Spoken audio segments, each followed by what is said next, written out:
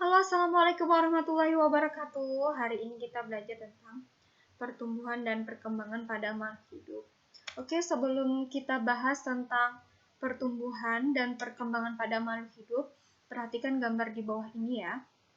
Gambar pertama ini ada fase manusia di mana bayi menjadi balita, balita menjadi anak-anak, anak-anak menjadi remaja, remaja menjadi dewasa. Sedangkan ini ada seorang ibu sedang mengukur tinggi badan anaknya. Oke, kita bahas apa sih itu perbedaan antara pertumbuhan dan perkembangan.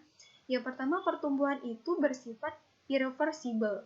Artinya apa? Pertumbuhan itu tidak bisa kembali seperti semula. Sedangkan perkembangan bersifat reversible. Artinya berarti perkembangan itu bisa kembali seperti semula.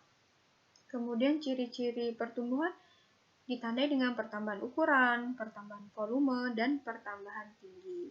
Sedangkan kalau perkembangan itu adalah proses menuju kedewasaan. Oke, berarti berdasarkan gambar sebelumnya bisa kita contohkan mana perkembangan, mana pertumbuhan.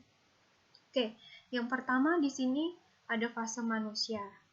Dan ini adalah seorang ibu yang sedang mengukur tinggi badan anaknya. Berarti ciri-ciri yang pertama yaitu pertumbuhan ada pada gambar seorang ibu yang sedang mengukur tinggi anaknya. Karena pertumbuhan itu ditandai dengan pertambahnya misalnya tinggi badan. Berarti contohnya bisa ini. Seorang ibu yang sedang mengukur tinggi badan anaknya. Misalnya tinggi badan anaknya adalah 50 cm. Dan ini merupakan contoh dari pertumbuhan. Sedangkan perkembangan bisa dicontohkan dari fase manusia ini. Bayi berkembang menjadi balita, balita berkembang menjadi anak-anak, anak-anak berkembang menjadi remaja, remaja berkembang menjadi dewasa. Oke, selanjutnya kita masuk ke faktor pendukung. Nah, faktor pendukung ini ada faktor internal dan faktor eksternal.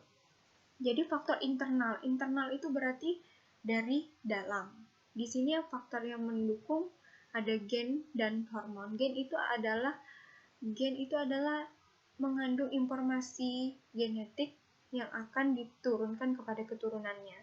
Kemudian kalau hormon contohnya pada hormon pada tumbuhan yang mempengaruhi pertumbuhan dan perkembangan pada tumbuhan, contohnya misalnya auksin, giberelin, sitokinin, asam absisat, dan lain sebagainya. Kalau faktor eksternal, X berarti dari luar, contoh nutrisi, air, oksigen, cahaya matahari, dan suhu.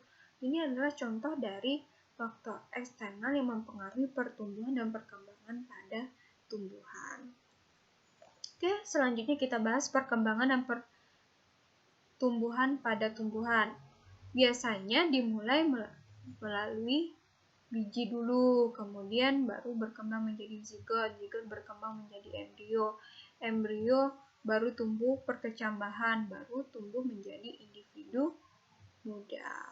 Oke, selanjutnya perhatikan gambar di bawah ini ada biji dikotil dan biji monokotil. Biji dikotil, kita lihat strukturnya di sini ada kulit biji, ada plumula. Plumula ini adalah bakal calon akan tumbuh batang dan daun. Kemudian ada radikula. Radikula ini adalah calon bakal akar ya, tumbuh akar. Kemudian ada kotiledon. Kotiledon ini adalah cadangan makanan pada biji. Kemudian kita lihat pada biji monokotil di sini strukturnya ada jaringan buah, kulit buah, endosperm. Endosperm ini adalah bakal buah yang akan menjadi cadangan makanan pada biji. Kemudian ada radikula. Radikula ini bakal calon yang akan tumbuh menjadi akar. Kalau plumula tadi bakal calon yang akan tumbuh menjadi batang dan daun. Kemudian ada kotiledon, ada cadangan makanan pada biji. Itulah perbedaan antara biji dikotil dan monokotil. Oke, sekian dan terima kasih.